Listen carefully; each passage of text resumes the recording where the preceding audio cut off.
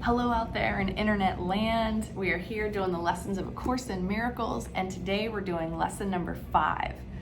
This is a great lesson. This is one of those themes that stays in my mind from time to time after having done the lessons a few times around now. I think, if you have practices in your life that help you calm the mind, calm the body, this is going to partner very nicely with that. So I'm excited to be going over this with you today, and it fits so nicely following yesterday's lesson about our thoughts being meaningless. So here we go. I am never upset for the reason I think. So good. This idea, like the preceding one, can be used with any person, situation, or event you think is causing you pain. Apply it specifically to whatever you believe is the cause of your upset, using the description of the feeling in whatever term seems accurate to you. The upset may seem to be fear, worry, depression, anxiety, anger, hatred, jealousy, or any number of forms, all of which will be perceived as different. This is not true. However, until you learn that form does not matter, each form becomes a proper subject for the exercises for the day. Applying the same idea to each of them separately is the first step in ultimately recognizing they are all the same. When using the idea for today for a specific perceived cause of an upset in any form, use both the name of the form in which you see the upset and the cause which you ascribe to it. For example, now I went ahead and thought of examples that are true in my own life for right now. So here we go. I am not angry at the Rockefeller family for the reason I think. I am not afraid of hospitals for the reason I think.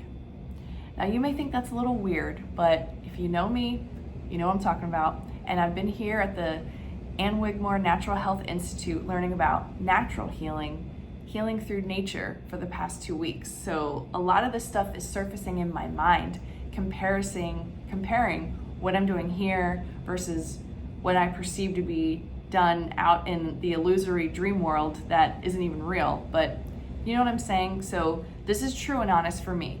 You may have examples that are like, I'm not angry at my partner for the reason I think. I'm not afraid of, the financial situation in our relationship for the reason I think. Something like that. Make it very personal to you and apply to you, but don't think too hard about it. Let whatever's at the surface right now be what you fill in the blanks with. And that's the best thing. Every time you go through and do these lessons, it's important to be with whatever is present, like right here, right in this moment. And so that's some stuff that's been running through my mind. Okay, well, back to the lesson. But again, this should not be substituted for practice periods in which you first search your mind for quote unquote sources of upset in which you believe and forms of upset which you think result. So don't put too much intellectualizing behind this. Like literally, you might wake up in the morning with just a little hurt or a little notion, a little feeling. That's the one, okay? Don't dig too deep on this. In these exercises, more than in the preceding ones, you may find it hard to be indiscriminate and to avoid giving greater weight to some subjects than to others. It might help to precede the exercises with the statement, there are no small upsets. They are all equally disturbing to my peace of mind. Then examine your mind for whatever is distressing you, regardless of how much or how little you think it is doing so. You may also find yourself less willing to apply today's idea to some perceived sources of upset than to others. If this occurs, think first of this. I cannot keep this form of upset and let others go. For the purposes of these exercises, then, I will regard them all as the same. That's helpful. Then search your mind for no more than a minute or so and try to identify a number of different forms of upset that are disturbing you, regardless of the relative importance you may give to them. Apply the idea for today to each of them using the name of both the source of the upset as you perceive it and of the feeling as you experience it. So that's another important thing. Jesus is teaching us how to direct our attention to the intellectual thought form kind of aspect of this, and then the feeling or the emotion. So you're bringing these two things together and noticing how your perceptions of why you're upset and how it makes you feel are so close together. So when you start to notice you have these feelings, then you can understand, well, what is the source of that? And then as we work through these lessons more and more, you'll have a better way of learning how to let these things go. Release them back to source, back to where it all comes from. Okay, further examples are, again, I put in my own personal ideas here. I am not worried about healing my uterus for the reason I think.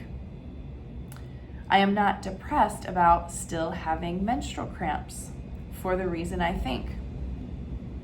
3 or 4 times during the day is enough. So a little information about me today, but that's what's coming up for me. It's just the way it is, and these lessons are always right on time and help you in the moment. So don't overthink this one too much. Have a good time doing this and noticing what's coming up in your mind, and then being really grateful that we have this tool that is helping us begin to unpack everything and sort of have this, more expansive look into ourselves. You're gonna love it. We're on lesson 5. You all are doing excellent. I'm so glad that you're here and you're coming back and you're in this study with me this year. Have a wonderful, wonderful day, and I will talk to you again tomorrow.